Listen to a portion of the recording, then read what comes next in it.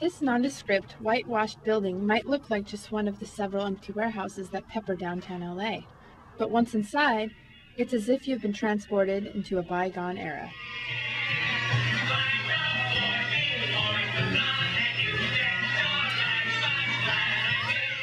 Open since 1962, Bob Baker's Marionette Theater has survived while other similar theaters have failed. The Daily Review-like showcases attract busloads of kids from schools all over Los Angeles. Baker employs a handful of young puppeteers to perform the daily routines at the theater. He travels weekly to surrounding areas to perform at birthday parties and other events.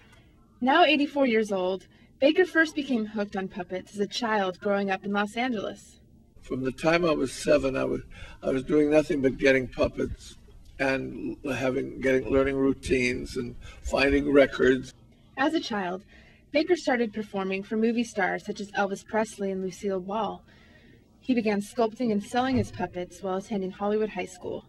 After a stint as an animator for Disney, Baker and his business partner, Alton Wood, turned an old warehouse into the theater that still stands today. However, Baker wonders how much longer he'll be able to keep the theater going.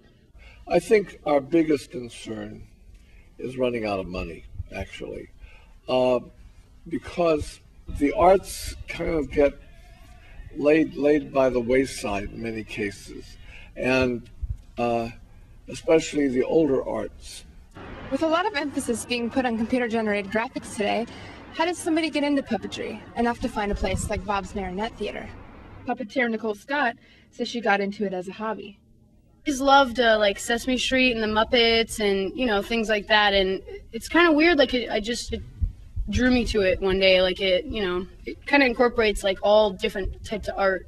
Nicole demonstrates how to control one of the marionettes. Show you how to use a puppet. This is the airplane control bar. You can see that there's kind of wings. It's just kind of shaped like an airplane.